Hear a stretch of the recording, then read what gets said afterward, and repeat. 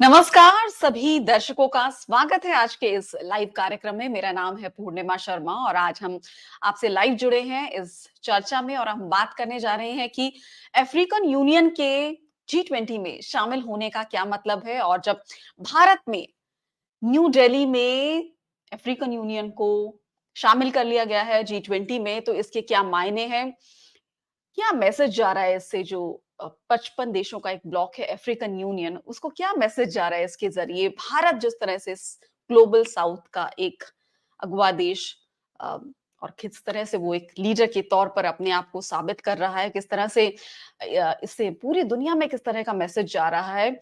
और अब जो ग्लोबल साउथ का वॉइस है, जो उसकी आवाज है, वो किस तरह से और भी मजबूत होगी G20 के बीच। इन सभी पहलुओं पर आज हम बातचीत करेंगे, चर्चा करेंगे और कैसे जो अफ्रीकन यूनियन है उसके शामिल होने की शुरुआत हुई G20 में। जिस तरह से हमने सुना कि आज की प्रेस कॉन्फ्रेंस में ज़िक्र हुआ कि जब पिछले साल G20 जब हुआ था तो इंडोनेशिया में, तो वहाँ पर सेनेगल के जो राष्ट्रपति हैं वो अफ्रीकन यूनियन के अध्यक्ष रहे पिछले साल, और वो भारत के प्रधानमंत्री के पास आए और उन्होंने ये इच्छा जाहिर की कि अफ्रीकन यूनियन को भी शामिल किया जाना चाहिए G20 में। और इस साल हम देख रहे हैं कि अफ्रीकन यूनियन के G20 में शामिल होने की का ऐलान हुआ। तो इसका क्या अर्थ है, इसके क्या मायने हैं, इन सभी पहलुओं पर आज हम बातचीत करेंगे और विस्तार से चर्चा करेंगे। लेकिन उससे पहले आपको सुनाते हैं कि आज जो G20 में हुआ उसकी एक आपको हम वीडियो दिखाते हैं। सबका साथ की भावना से ही भारत ने प्रस्ताव रखा था कि अफ्रीकन यूनियन को G20 की स्थायी सदस्यता दी जाए।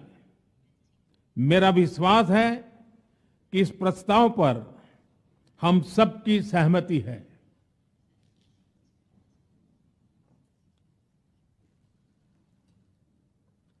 आप सबकी सहमति से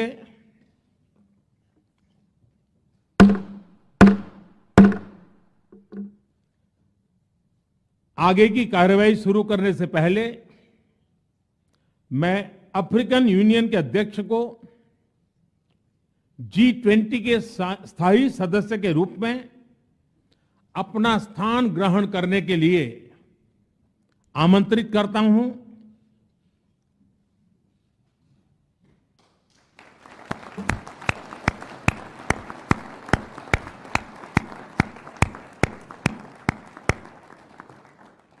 एक्सेलेंसी,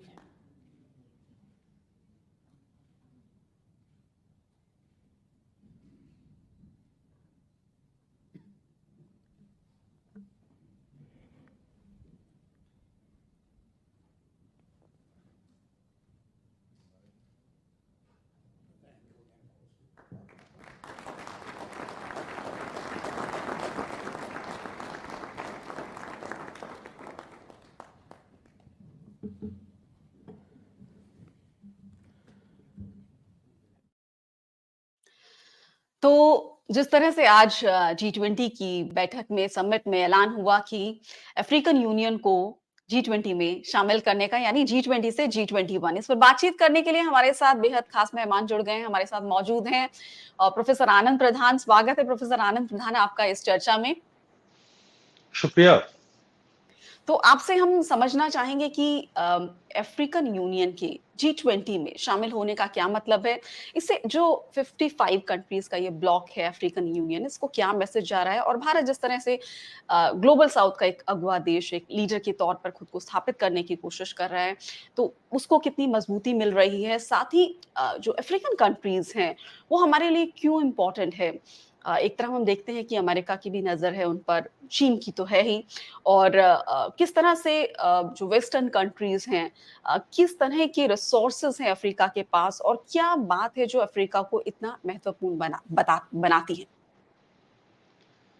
देखिए, आपने बहुत महत्वपूर्ण सवाल पूछा है और मैं समझता हूं कि अफ्रीका का एक अंतर्राष्ट्रीय मंच पर, वैश्विक मंच पर इस तरह से आना, ये मैं मानता हूं कि G20 की दिल्ली में जो शिखर सम्मेलन हो रहा है, उसकी सबसे बड़ी संभवतः उपलब्धि है।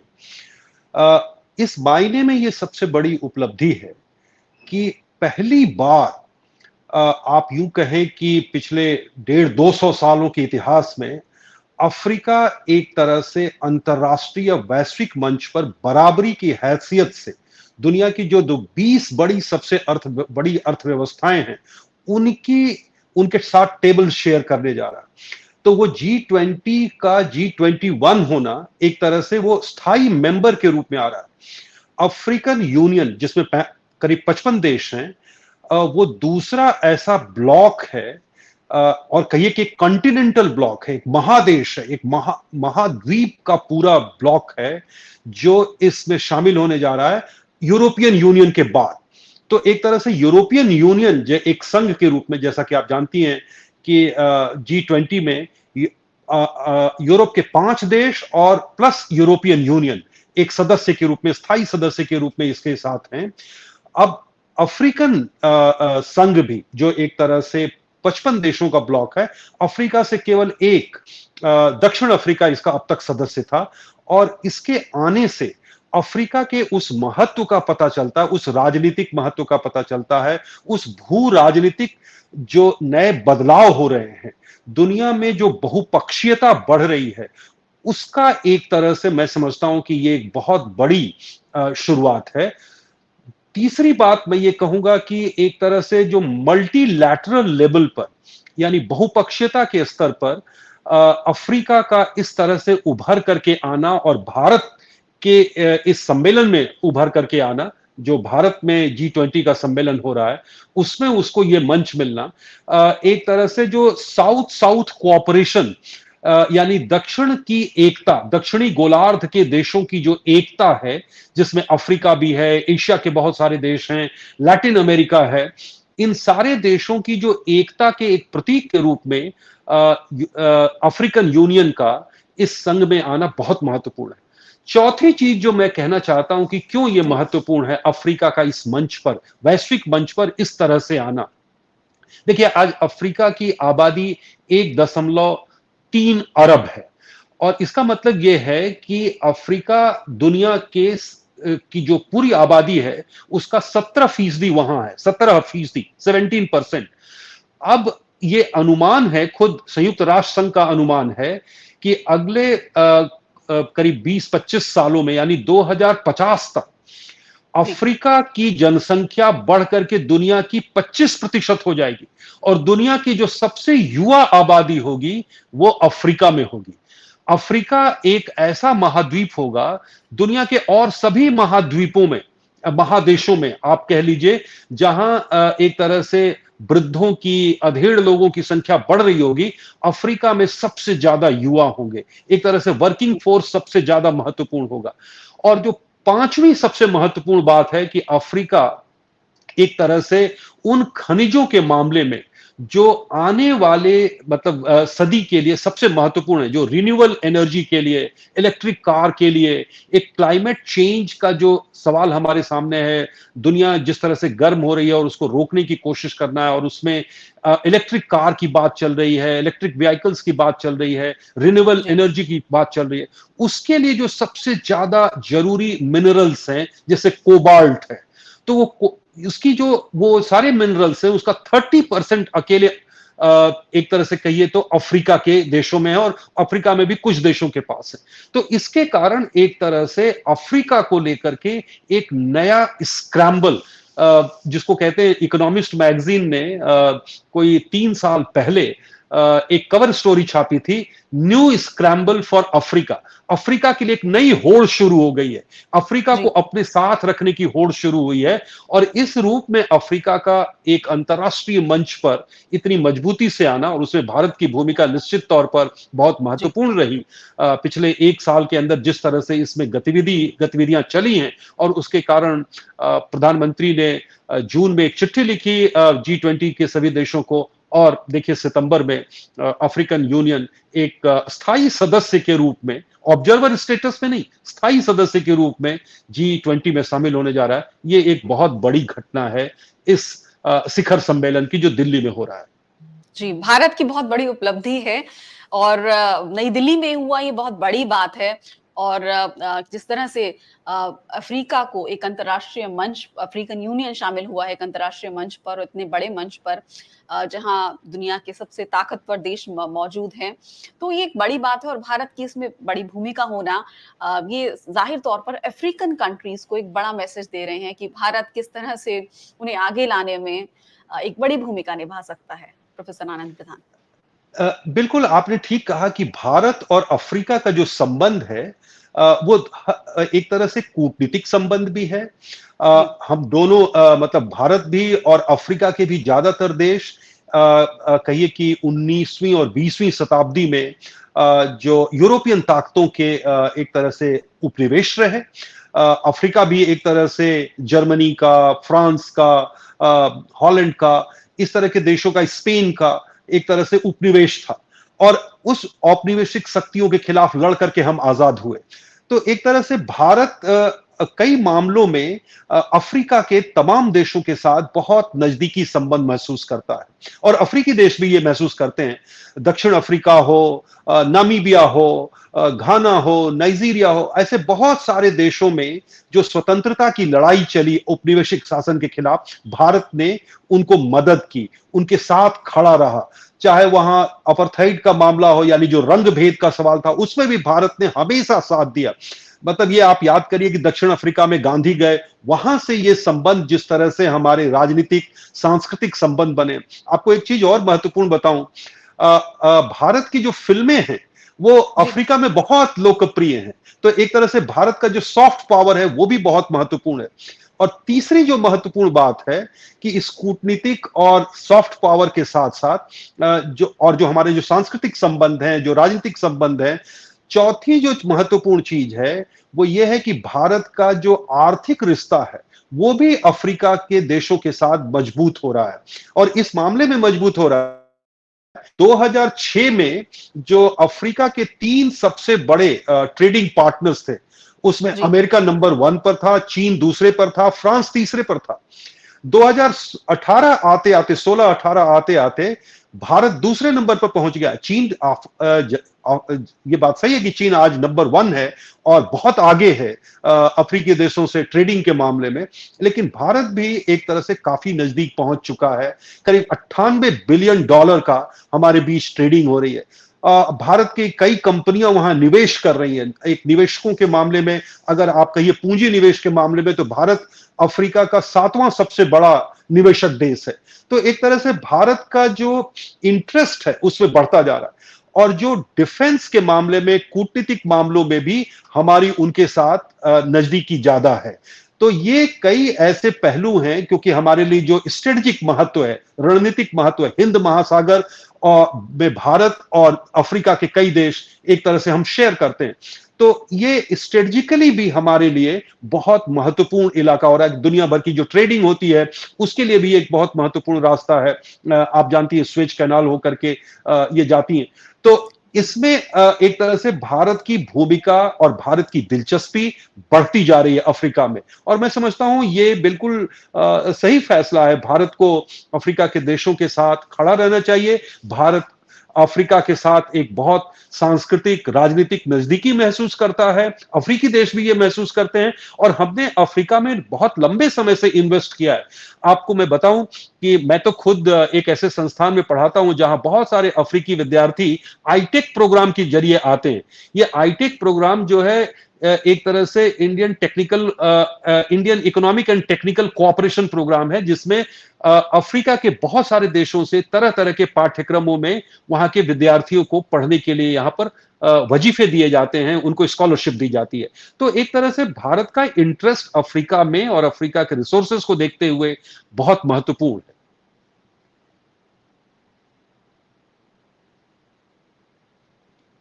जी। आपने कई पहलुओं पर चर्चा की कि किस तरह से ये स्ट्रैटेजिकली इम्पोर्टेंट है और किस तरह से भारत के ज़रिए अफ्रीकन यूनियन का अंतर्राष्ट्रीय मंच पर आना, इसका स्थायी सदस्य बनना G20 का, किस तरह से इम्पोर्टेंट है और जिस तरह से आपने अफ्रीकन देशों के साथ भारत के रिश्तों की चर्चा की और वो इतिहास में जाकर आपने बताया कि किस तरह से दोनों जो अफ्रीकन यूनियन है, अफ्रीकन कंट्रीज़ हैं और किस तरह से अ, जो ये रिश्ते हैं वो बहुत ही महत्वपूर्ण हैं अफ्रीकन देशों के साथ, अफ्रीकन कंट्रीज़ के साथ भारत के। और अगर जिस तरह से हम कहें अब भारत को अगर हम कि भारत के नज़रिए से देखें भारत की ये कितनी बड़ी उपलब्धि है और भारत को अब अफ्रीकन कंट्रीज़ किस तरह से देखेंगे, किस नज़रिए से देखेंगे, कितने विश्वास के साथ देखेंगे क्योंकि डिप्लोमेसी में ट्रस्ट जो है वो बहुत ही महत्वपूर्ण होता है और वो लंबे समय देख में आता है। और निश्चित तौर पर ये आपने बहुत मैं समझता हूं कि सबसे इम्पोर्टेंट क्वेश्चन पूछा है। ये जो ट्रस्ट बिल्डिंग है अफ्रीका के देशों के साथ, अफ्रीकी संघ उन 55 देशों का एक समूह है, लेकिन अफ्रीका में 55 देश हैं और उन 55 देशों में भी बहुत विविधता है। उनके बीच झगड़े भी बहुत हैं, उनके अंदर के झगड़े भी बहुत हैं। और अफ्रीका में एक आम तौर पर एक जनमत बन गया है कि जो भी अफ्रीका में आता है वहां वो यहाँ के रिसोर्सेज के लालच में आता है। यहाँ जो रिसोर्सेज हैं, जो जी, संसाधन हैं, और वो यहाँ के लोगों की परवाह नहीं करता है। एक तरह से आप देखिए तो अफ्रीका को लेकर के ये 3 बार दुनिया में पिछले 200 सालों के अंदर 3 बार इस तरह की होड़ शुरू हुई है। एक बार 1884 से लेकर के 1919 के आसपास तक अफ्रीका के देशों का बंटवारा यूरोपीय देशों ने मिल करके कर लिया कि ये हिस्सा हमारा, ये हिस्सा तुम्हारा है, और उन्होंने वहां से संसाधनों की लूट की एक तरह से। और उसका नतीजा ये हुआ कि अफ्रीका में यूरोपीय देशों के खिलाफ एक तरह का माहौल जनमत बन गया है। और यही हालत बाद में जब अफ्रीका के बहुत सारे देश 50, 60, 70 के दशक में आजाद हो गए, तो वहां जो नए स्वाधीन देश थे अफ्रीका के, उनके साथ भी एक तरह से आपको याद होगा कि 1950 के बाद, द्वितीय विश्व युद्ध के बाद, जो एक कोल्ड वॉर शुरू हुआ अमेरिका और रूस के बीच में, तो अफ्रीका भी उसमें बट गया। अफ्रीका के बहुत सारे देश जो है वो रूस के साथ चले गए, कुछ देश अमेरिका के साथ चले गए, और इस प्रक्रिया में वहां बहुत सारी तानाशाहियां पनपी, वहां पर करप्ट गवर्नमेंट रेजिम्स पैदा हुई जो 30-30, 40 साल तक राज किया उन्होंने। और इससे अफ्रीका में एक तरह से बहुत गहरी निराशा पैदा हुई। अब ये तीसरी बार ऐसा मौका है पिछले 20 सालों में, फिर से एक बार अफ्रीका की तरफ दुनिया भर की निगाह गई है। अब भारत की इसमें बड़ी भूमिका ये है कि हमें एक तरह से अफ्रीका में एक ऐसी शक्ति के रूप में उनके साथ साझा करना चाहिए। हम उनको अपना पार्टनर समझें, उनको जी। अपना दोस्त समझें, एक तरह से सहयोगी की तरह से उनके साथ व्यवहार करें। अभी तक अफ्रीका को पिछलग्गू समझा गया।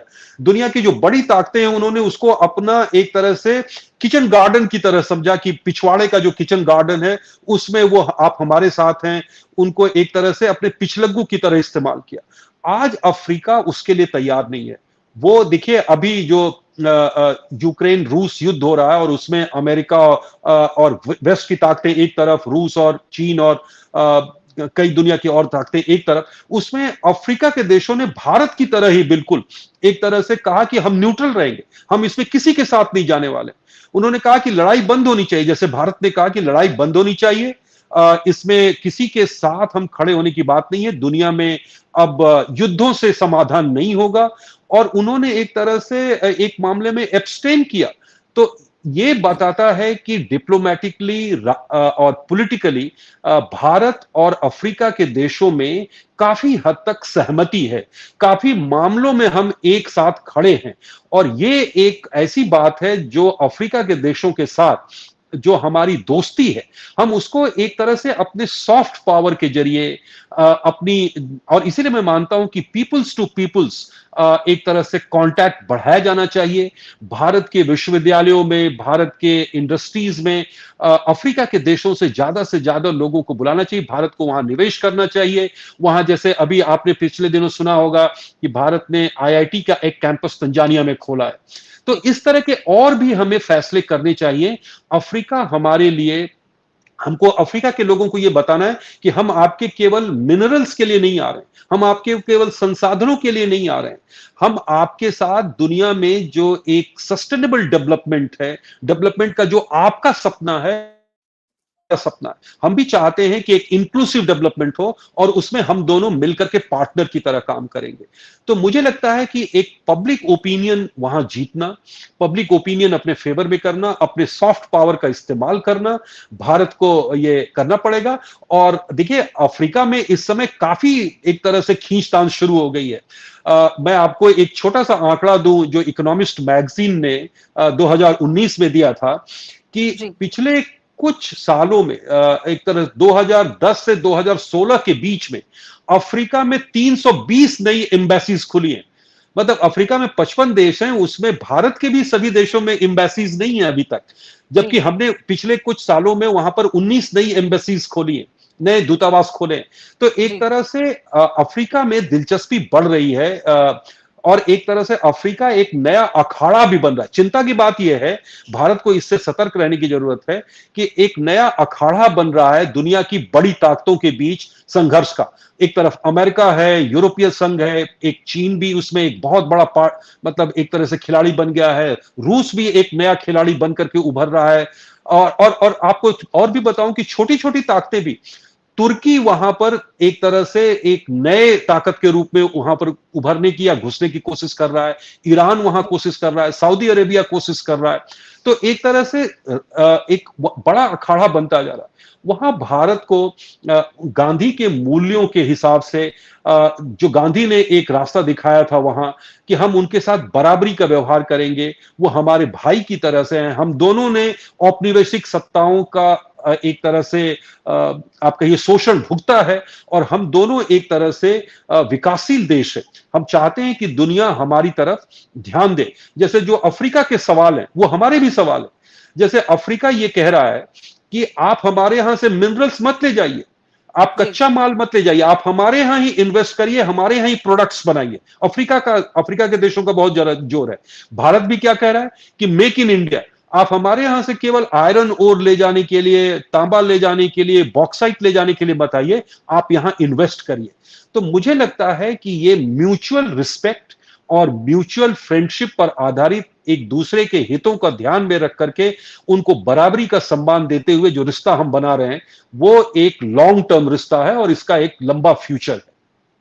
जी, इसका एक लंबा फ्यूचर है और भारत जिस तरह से अंतर्राष्ट्रीय मंच पर लाने में अफ्रीकन देशों को, एक अफ्रीकन यूनियन को एक बड़ा रोल भारत ने निभाया है और एक तरह से अपना वादा निभाया है जो इंडोनेशिया में किया पिछले G20 के दौरान। और जिस तरह से पिछले अफ्रीकन यूनियन के जो अध्यक्ष हैं वो प्रधानमंत्री के पास आए और उन्होंने ये इच्छा जाहिर की कि अफ्रीकन यूनियन को भी इसका हिस्सा बनना चाहिए G20 का, तो उसका वो एक तरह से साकार रूप लेता हुआ इस बार दिखा। और यूरोपियन यूनियन के साथ-साथ अब अफ्रीकन यूनियन भी G20 का हिस्सा। तो अब G20 से G21 बनने का मतलब, उसके क्या मायने हैं और इसमें भारत की भूमिका, अफ्रीकन देशों की स्ट्रेटेजिक इंपॉर्टेंस। और अगर हम चाइना की बात करें तो चाइना के लिए कहा जाता है कि चीन जो है वो चेकबुक डिप्लोमेसी करता है, डेट ट्रैप में लेकर आता है, लेकिन भारत की अफ्रीकन देशों में एक अलग तरह की इमेज है, एक अलग तरह से भारत को देखा जाता है अफ्रीकन देशों में। वो रिसोर्सेस को सिर्फ एक्सप्लॉइट करने नहीं आता।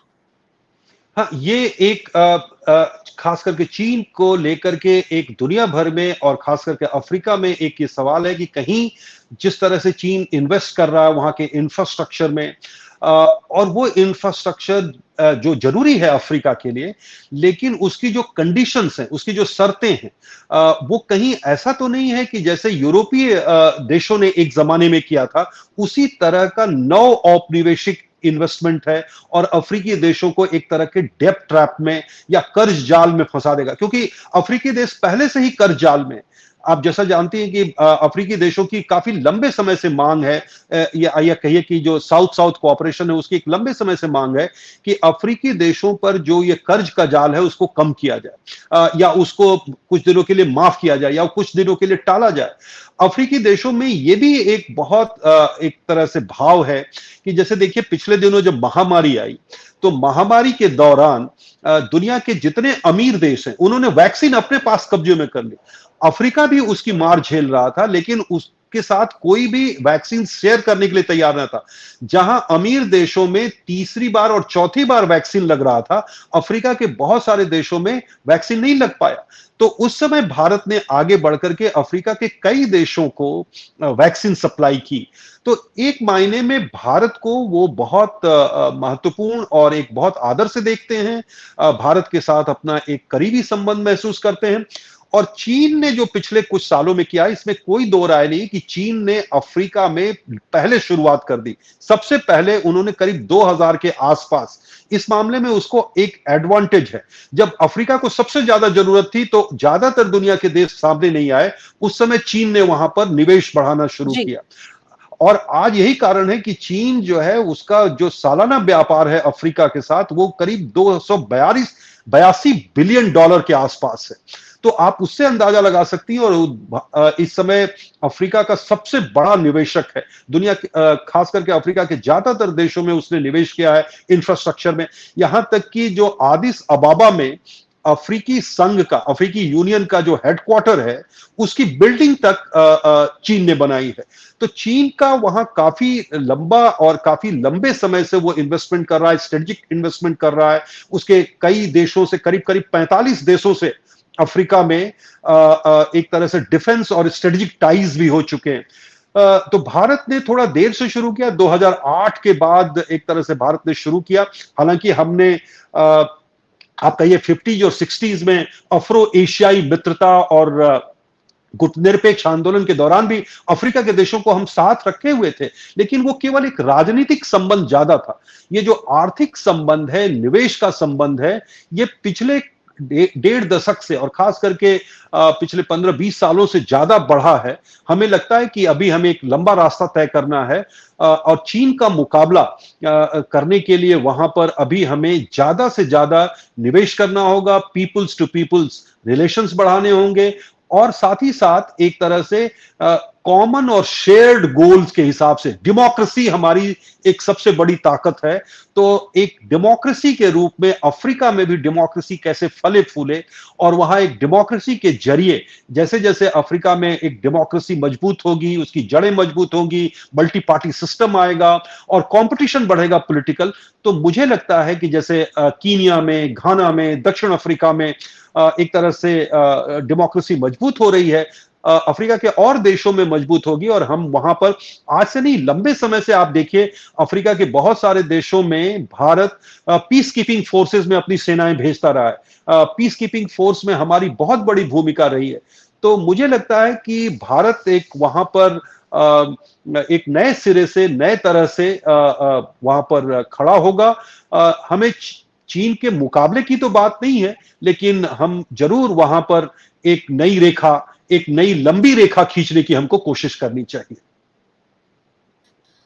जी, एक नई रेखा और एक बड़ी रेखा खींचने की कोशिश करनी चाहिए भारत को। और जिस तरह से हमारे रिश्ते जो हैं वो मजबूत हो रहे हैं अफ्रीकन कंट्रीज के साथ, चाहे एजुकेशन सेक्टर की बात हो, चाहे और सेक्टर्स में कोऑपरेशन की बात हो, चाहे ट्रेड पार्टनरशिप की बात हो, तो धीरे-धीरे हम आगे बढ़ रहे हैं। लेकिन एक तरह से जो भारत पर जो भरोसा है, जो विश्वास है, वो अफ्रीकन देशों का ज़्यादा है। और उसकी वजह भी ये है कि भारत कोई इस तरह से दूसरे देशों की तरह, या चीन की बात करें तो डेट ट्रैप नहीं बिछाता है कि इन्वेस्टमेंट करता है और उसके बाद वो देश जो है वो डेट ट्रैप में फँस जाते हैं। कई उदाहरण हमने दुनिया भर में ऐसे देखे। तो अब अंत में मेरा आपसे सवाल कि जिस तरह से हम देख रहे हैं कि भारत की एक बहुत बड़ी डिप्लोमेटिक अचीवमेंट है ये, G20 की जितनी भी अचीवमेंट्स हैं, उसमें एक बड़ी अचीवमेंट है कि अफ्रीकन यूनियन का शामिल होना G20 में। और जिस तरह से भारत खुद को एक ग्लोबल साउथ के एक लीडर के तौर पर प्रेजेंट कर रहा है, अपने आप को एक तरह से एस्टैब्लिश कर रहा है, तो उस दिशा में एक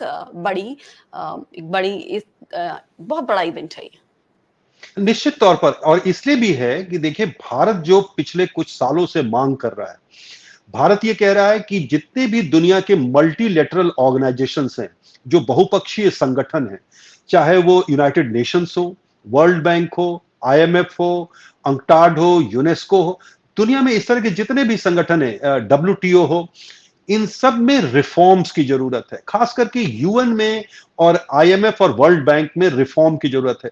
ये सब अब करीब 70-75 साल पुराने संगठन हो गए और वो जो 20वीं शताब्दी की जरूरतों के हिसाब से बनाए गए थे और 20वीं शताब्दी की रियलिटी को रिफ्लेक्ट करते हैं, वो 21वीं शताब्दी की चुनौतियों को रिफ्लेक्ट नहीं करते हैं।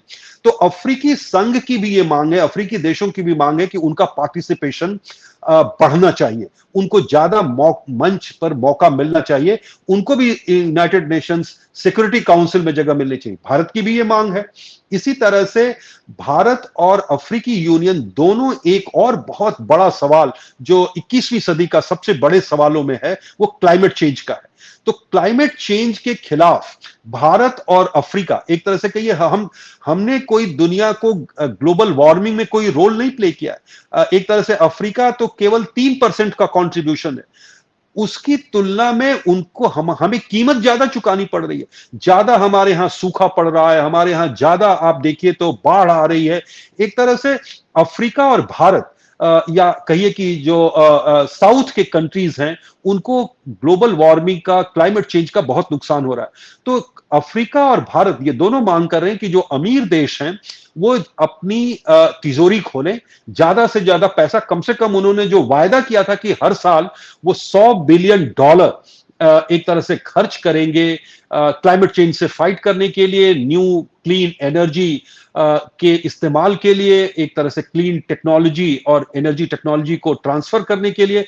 तो इसमें हम और अफ्रीकन यूनियन एक साथ खड़े और हमें मिल करके काम करना पड़ा। इसी तरह से हम वर्ल्ड ट्रेड ऑर्गेनाइजेशन को भी ज्यादा एक तरह से आप कहिए कि डेमोक्रेटाइज करें, वहां पर इन देशों की आवाज एक तरह से अंतर्राष्ट्रीय व्यापार में मजबूत हो और जो मल्टीलेटरल फाइनेंसिंग इंस्टीट्यूशंस हैं उनमें एक परिवर्तन आए। खास करके वर्ल्ड बैंक और आईएमएफ में जिस तरह से यूरोपीय संघ और अमेरिका का कब्जा है, एक तरह से उन्हीं की इशारों पर वो चलते हैं। तो वहां पर भी भारत और अफ्रीकी संघ को, लैटिन अमेरिका के देशों को बराबरी की जगह मिले, उनकी आवाज को जगह मिले और उनके फाइनेंसिंग का पैटर्न चेंज हो। तो ये कई ऐसे सवाल हैं जहां हम मिलजुल करके काम कर सकते हैं। और भारत ने हाल के वर्षों में जिस तरह से कई क्षेत्रों में अपनी एक तरह से लीडरशिप दिखाई है, चाहे वो डिजिटल टेक्नोलॉजी हो, डिजिटल एक तरह से आपका ये मनी ट्रांसफर के हो, इन सब मामलों में तो भारत से अफ्रीका काफी सीख सकता है और हम भी अफ्रीका के साथ बहुत कुछ सीख सकते हैं। आज अफ्रीका एक तरह से बहुत महत्वपूर्ण मोड़ पर खड़ा है। आज अफ्रीका एक तरह से ये जो तीसरी होड़ चल रही है अफ्रीका के संसाधनों के लिए, वहां अफ्रीका अपने को एक तरह से समृद्ध बना सकता है और अफ्रीका की समृद्धि में ही दुनिया की समृद्धि है। G20 एक तरह से इकोनॉमिक इश्यूज को डिस्कस करने का प्लेटफॉर्म है और मैं समझता हूं कि अफ्रीका को छोड़ करके आप दुनिया की समृद्धि की अब कल्पना नहीं कर सकते। तो एक मामले में मैं कहूं कि भारत और अफ्रीकी संघ के बीच जो एक तरह से जो गहरा रिश्ता बढ़ रहा है और G20 के प्लेटफॉर्म पर जो अब G21 हो जाएगा, वहां हमें मिल करके अपनी आवाज को दुनिया के जो बहुपक्षीय और मल्टीलैटरल प्लेटफॉर्म्स हैं उस पर और मजबूती से बढ़ाना होगा। जी, बहुत-बहुत शुक्रिया प्रोफ़ेसर आनंद प्रधान विस्तार से चर्चा करने के लिए इस विषय पर कि G20 से G21 होना, इसका क्या मतलब है, इसके क्या मायने हैं, अफ्रीकन यूनियन का इसमें शामिल होना, भारत की इसमें भूमिका और ग्लोबल साउथ के लीडर के तौर पर भारत का इसमें महत्वपूर्ण भूमिका निभाना और किस तरह से नई दिल्ली में भारत की जो डिप्लोमेटिक अचीवमेंट है G20 की प्रेसिडेंसी के दौरान, ये काफ़ी महत्वपूर्ण है। बहुत-बहुत शुक्रिया हमसे जुड़ने के लिए और विस्तार से इस विषय पर बातचीत करने के लिए। धन्यवाद। शुक्रिया। तो ये थी हमारी चर्चा कि G20 से G21 होने पर और अफ्रीकन यूनियन के शामिल होने पर किस तरह से भारत ने इसमें महत्वपूर्ण भूमिका निभाई और इसकी क्या इम्पोर्टेंस है, अफ्रीकन देशों की क्या उनका महत्व है, क्या उनकी इम्पोर्टेंस है। भारत किस तरह से एक ग्लोबल साउथ के लीडर के तौर पर खुद को मजबूती से स्थापित कर रहा है और इसके अलावा किस तरह से जो अफ्रीकन देश हैं भारत को एक भरोसे के साथ देख सकते हैं और किस तरह से और देशों को वो आगे ला रहा है और ग्लोबल साउथ के लीडर के तौर पर खुद को मजबूती से पेश कर रहा है। तो अंत में आपको हम तस्वीरें दिखाते हैं कि किस तरह से G20 में जो शामिल हुआ अफ्रीकन यूनियन और जिस तरह हमने आपको शुरुआत में भी बताया था कि इसकी शुरुआत कैसे हुई, कैसे ये प्रोसेस शुरू हुआ कि अफ्रीकन यूनियन शामिल हुआ G20 में और यूरोपियन यूनियन इसका हिस्सा है और अब अफ्रीकन यूनियन का साथ आना पिछले G20 में जिस तरह से प्रधानमंत्री मोदी से मिलने आए अफ्रीकन यूनियन के जो पूर्व अध्यक्ष हैं और उन्होंने इस बात की इच्छा जाहिर की कि अफ्रीकन यूनियन को भी शामिल होना चाहिए और इस साल आप देखिए कि भारत की प्रेसिडेंसी में, भारत की अध्यक्षता में G20 में शामिल हुआ अफ्रीकन यूनियन और इसकी कुछ तस्वीरें आपको हम दिखाते हैं। सबका साथ की भावना से ही भारत ने प्रस्ताव रखा था कि अफ्रीकन यूनियन को G20 की स्थायी सदस्यता दी जाए। मेरा विश्वास है कि इस प्रस्ताव पर हम सबकी सहमति है।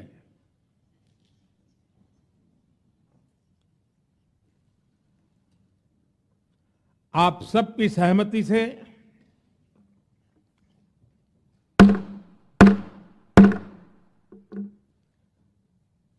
आगे की कार्रवाई शुरू करने से पहले मैं अफ्रीकन यूनियन के अध्यक्ष को G20 के स्थायी सदस्य के रूप में अपना स्थान ग्रहण करने के लिए आमंत्रित करता हूं।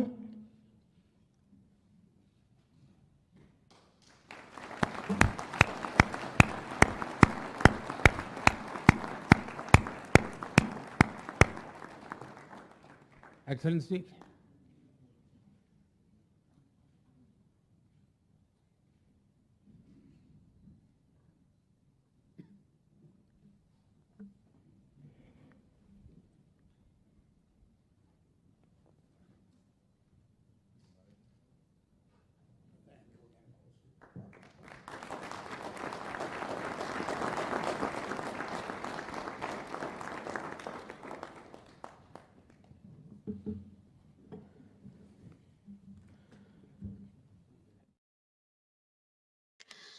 तो ये थे तस्वीरें अफ्रीकन यूनियन के G20 में शामिल होने की, G20 से G21 का सफर हमने आपको दिखाया और इसकी क्या महत्व है, इसका क्या इम्पोर्टेंस है और भारत की इसमें कितनी महत्वपूर्ण भूमिका है, इस पर हमने विस्तार से आज के कार्यक्रम में चर्चा की। अगर आपको ये चर्चा पसंद आई तो इस कार्यक्रम को लाइक करना, इसे शेयर करना ना भूलें। हमारे यूट्यूब चैनल द मीडिया को जरूर सब्सक्राइब करें।